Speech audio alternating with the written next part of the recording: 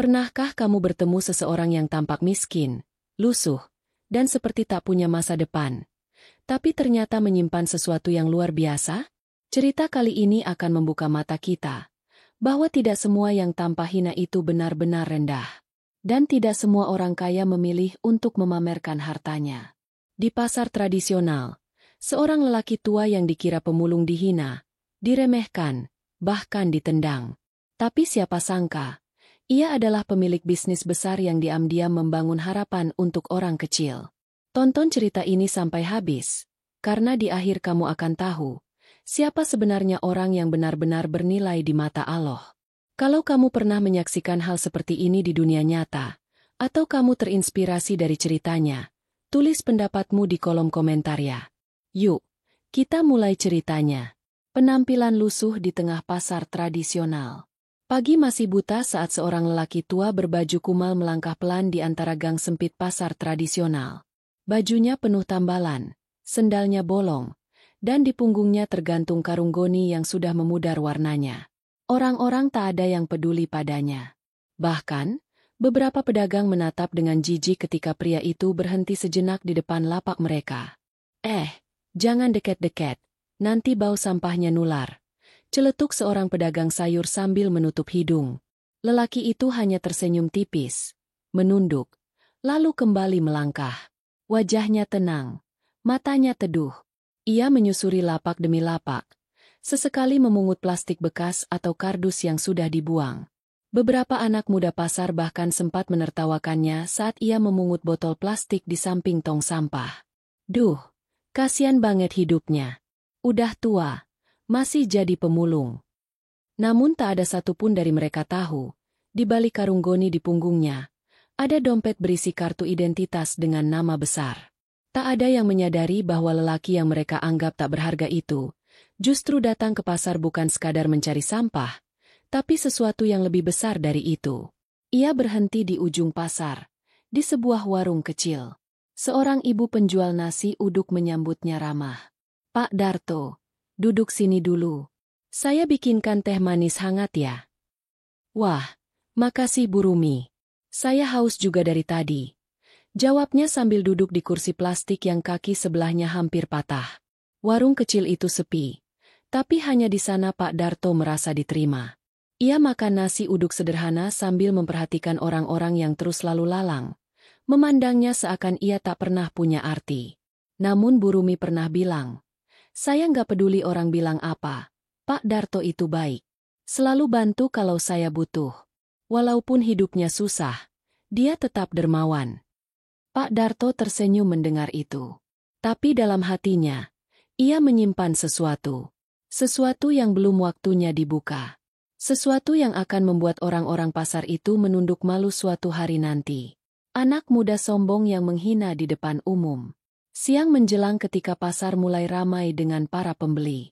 Suasana hiruk-pikuk tak menyurutkan langkah Pak Darto. Ia terus berjalan pelan, menelusuri lorong-lorong yang penuh aroma ikan asin, sayuran segar, dan keringat manusia. Di dekat lapak buah, seorang pemuda berdiri dengan pakaian rapi, memakai jam tangan mahal dan sepatu yang tampak baru. Namanya Randy, anak dari pemilik toko grosir sembako terbesar di pasar itu. Ia biasa disapa, "Bos muda," oleh pedagang lain karena kelakuannya yang sok berkuasa dan mulutnya yang tajam. Saat melihat Pak Darto lewat sambil memungut kardus di depan tokonya, Randy mencibir. Kakek, jangan ganggu barang jualan saya ya. Itu kardus bukan buat kamu." Pak Darto hanya menoleh, tersenyum kecil. Ia tak berkata apa-apa. Tapi Randy tak berhenti. "Heran deh, orang kayak lo, udah bau, dekil, tiap hari ngemis di pasar. Gak malu hidup kayak gitu." Beberapa orang terdiam, beberapa lainnya ikut tertawa kecil. Pak Darto tetap diam. Ia jongkok, memungut kardus yang berada di tanah. Jelas bukan milik toko manapun. "Woi, gue ngomong lo jangan pura-pura budek," seru Randy lagi. Kali ini suaranya lebih keras. Ia maju dan menendang karung goni milik Pak Darto hingga jatuh berceceran. Botol plastik, kardus, dan beberapa plastik bekas berserakan. Namun satu benda kecil terlempar keluar dari saku dalam jaket Pak Darto. Sebuah kunci mobil dengan gantungan logo mewah berwarna emas. Mata Randy sempat melirik kunci itu, tapi buru-buru memalingkan muka. Mungkin pikirnya, itu cuma gantungan palsu. Pak Darto memungut satu persatu barangnya dengan sabar, tak berkata sepatah pun. Wajahnya tetap tenang, seakan tak terusik sedikit pun oleh cercaan itu. Namun sorot matanya berubah. Diam-diam, sorotan itu menyimpan luka, juga tekad yang nyaris membuncah. Randy meludah ke tanah. Pergi sana sebelum gue usir beneran. Tanpa berkata, Pak Darto pergi. Tapi dalam langkahnya yang tenang, ada sesuatu yang mulai bergerak. Angin perubahan sedang berhembus. Meski tak ada yang sadar bahwa arusnya akan menyeret semua yang hari ini tertawa menghina. Mobil mewah hitam yang tiba-tiba muncul. Sore mulai turun. Langit pasar mendung, seakan ikut menyimpan rasa tak nyaman dari kejadian siang tadi. Pak Darto kembali ke warung kecil Burumi, duduk sebentar sambil meneguk sisa teh yang sudah dingin. Ia tak berkata apa-apa, hanya menatap diam ke arah jalanan yang mulai sepi. Tiba-tiba dari arah utara pasar, terdengar suara mesin mobil yang tak biasa. Dentum rodanya halus tapi tegas. Semua mata tertuju ke jalan masuk pasar. Sebuah mobil hitam mengkilap jenis SUV kelas atas melaju pelan. Jelas sangat kontras dengan suasana pasar yang kumuh. Mobil itu berhenti tepat di depan warung Burumi. Pintu belakang terbuka otomatis. Seorang pria muda berbaju hitam rapi turun dengan tergesa. Ia membawa tablet dan mengenakan lencana kecil di dada bertuliskan, Manajer Operasional PT Tridaya Mandiri. Selamat sore, Pak Darto. Maaf saya terlambat. Meeting di kantor pusat tadi molor. Ucapnya sambil membungkuk sopan. Beberapa orang yang duduk di sekitar langsung memicingkan mata. Nama Pak Darto disebut? Tapi itu kan pemulung pasar? Pak Darto berdiri perlahan. Ia memasukkan botol-botol bekas ke dalam karung, lalu menjinjingnya ke bahu. Dengan santai ia melangkah ke arah mobil. Gak apa-apa, Raffi. Saya cuma mampir sebentar tadi. Udah siap semuanya. Sudah, Pak. Tim audit, legal, dan media internal sudah menunggu di lokasi. Mereka siap menyambut kedatangan Bapak sebagai investor utama. Ucapan itu membuat waktu seakan berhenti. Beberapa orang yang mendengar langsung terdiam. Termasuk Burumi yang tanpa sadar menjatuhkan sendoknya ke lantai. Bahkan Randy yang berdiri di seberang toko, nyaris tersedak minuman sendiri saat melihat Pak Darto membuka pintu mobil mewah itu dan masuk tanpa ragu. Raffi ikut masuk.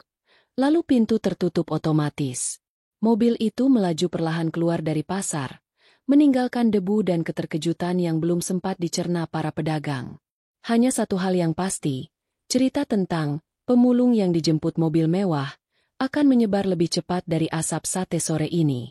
Tapi belum ada yang tahu siapa sebenarnya Pak Darto. Belum ada yang menyangka, apa yang akan terjadi malam ini akan mengguncang seluruh pasar dan membuka mata mereka yang selama ini menutup hati. Pertemuan rahasia di gedung pusat kota. Langit malam memayungi gedung tinggi berlantai 7 di jantung kota. Logo PT Tridaya Mandiri menyala terang di sisi bangunannya. Di lantai teratas, ruangan rapat utama terlihat mewah dengan interior kayu elegan, lampu gantung kristal, dan layar presentasi yang terbentang lebar. Beberapa pria dan wanita berdasi duduk berjajar. Wajah mereka tegang dan fokus. Di tengah mereka, duduklah Pak Darto. Namun kali ini bukan dengan baju lusuh. Ia mengenakan kemeja putih bersih, celana bahan gelap, dan jas sederhana.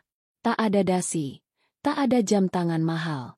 Tapi aura wibawanya membuat seluruh ruangan diam. Pak Darto, laporan kuartal ketiga menunjukkan lonjakan profit sebesar 18%. Cabang baru di Surabaya dan Makassar sudah mulai produksi. Semua berjalan sesuai target. Ucap Raffi sambil memutar slide presentasi. Pak Darto mengangguk pelan. Ia memandangi laporan di layar. Lalu matanya menatap ke jendela. Gemerlap lampu kota memantul di kaca, membuat pikirannya melayang sejenak. Ia menoleh ke seluruh ruangan. Saya cuma minta satu. Jangan pernah lupakan siapa kita dan dari mana kita berasal. Laba itu penting. Tapi kejujuran dan niat baik lebih penting. Semua orang mengangguk.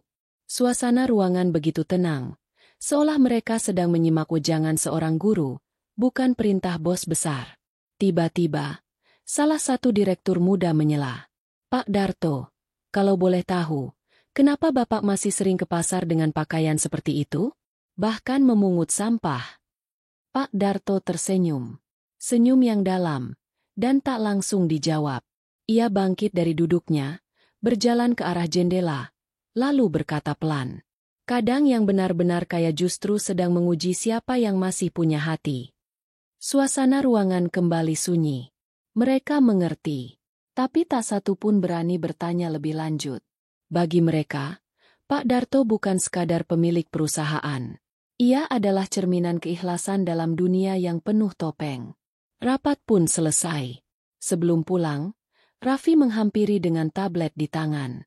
"Pak, besok acara peresmian gedung pabrik baru diadakan di kawasan pasar tradisional. Bapak jadi hadir?" Pak Darto mengangguk. "Ya, sudah waktunya mereka tahu siapa yang selama ini mereka pandang hina."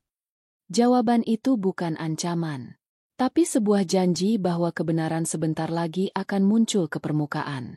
Dan malam ini, angin perubahan sudah mulai berhembus lebih kencang. Peresmian yang mengubah wajah pasar. Keesokan paginya, pasar tradisional yang biasa riuh dengan teriakan pedagang kini terlihat tak biasa. Tenda putih berdiri megah di bagian depan, dihiasi bunga dan karpet merah. Spanduk besar terbentang di atasnya, bertuliskan, "Peresmian gudang sentral dan pusat distribusi PT Tridaya Mandiri, investasi baru untuk rakyat kecil." Pedagang-pedagang pasar berdiri di pinggiran, bingung dan penasaran. Tak satu pun dari mereka tahu bahwa gedung megah yang kini berdiri di ujung pasar itu adalah proyek terbesar dalam sejarah kawasan mereka. Randy, yang biasanya sok percaya diri, kini berdiri gugup di barisan belakang. Mobil hitam yang kemarin muncul kembali datang, melaju pelan, lalu berhenti tepat di depan tenda. Pintu terbuka, dan turunlah Pak Darto dengan pakaian rapi namun sederhana. Ia tak mengenakan jas, hanya kemeja bersih dan celana panjang abu-abu. Tapi seluruh perhatian tertuju padanya. MC acara menyambut dengan suara penuh hormat. "Hadirin sekalian, inilah pemilik utama dari PT Tridaya Mandiri, Bapak Darto, yang selama ini kita kenal dengan nama yang berbeda." Kerumunan terdiam. Beberapa orang langsung ternganga. Bu Rumi memegangi dadanya. Seorang pedagang sayur menjatuhkan tomat dari tangannya. Randy menunduk dalam-dalam. Wajahnya pucat. Pak Darto naik ke podium kecil, memegang mikrofon. Ia mengedarkan pandangan ke wajah-wajah yang selama ini mengenalnya hanya sebagai pemulung. "Bertahun-tahun saya datang ke pasar ini. Bukan untuk mengemis, bukan untuk mencari belas kasihan, tapi untuk mengenali siapa saja yang masih menghargai manusia tanpa melihat bajunya." Ia diam sejenak, lalu melanjutkan. "Pasar ini akan kami bantu perbaiki. Lapak-lapak akan direnovasi, tanpa memungut biaya dari pedagang lama. Kami bangun gudang besar, agar harga sembako tetap stabil.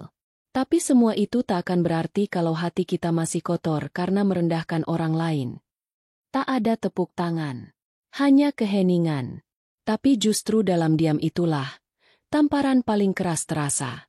Setelah acara selesai, Pak Darto berjalan santai menuju warung Bu Rumi. Ia duduk seperti biasa, pesan teh manis seperti kemarin. "Pak, saya nggak tahu harus ngomong apa," ucap Bu Rumi dengan mata berkaca. Pak Darto tersenyum. "Jangan berubah, Bu. Tetap seperti ibu yang dulu. Karena dunia butuh lebih banyak orang seperti ibu." Di seberang, Randy memberanikan diri mendekat. Wajahnya kusut, penuh rasa malu. Pak Darto menatapnya sebentar, lalu menepuk bahunya pelan. "Belajar dari yang kamu remehkan. Karena kadang, pelajaran terbesar datang dari orang yang paling kamu abaikan." Dan saat itu, seluruh pasar seakan diam dalam waktu yang beku. Semua telah berubah. Tapi Pak Darto tetap sama. Seorang pria yang memilih diam, meski memiliki segalanya. Seorang pemilik bisnis besar yang dulu dianggap tak punya apa-apa. Hikmah dan penutup cerita. Kisah ini adalah fiktif yang dibuat seolah nyata, agar kita semua bisa mengambil pelajaran dan merenung bersama.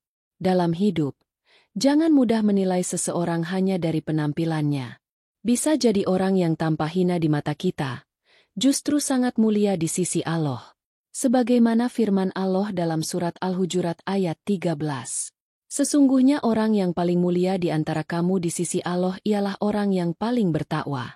Sesungguhnya Allah Maha Mengetahui lagi Maha Mengenal. Terima kasih telah menyimak cerita ini sampai selesai. Kalau kamu merasa terinspirasi atau tersentuh dengan kisah ini, jangan lupa untuk komentar, like, dan subscribe agar kamu tidak ketinggalan cerita-cerita menarik lainnya. Sampai jumpa di kisah berikutnya.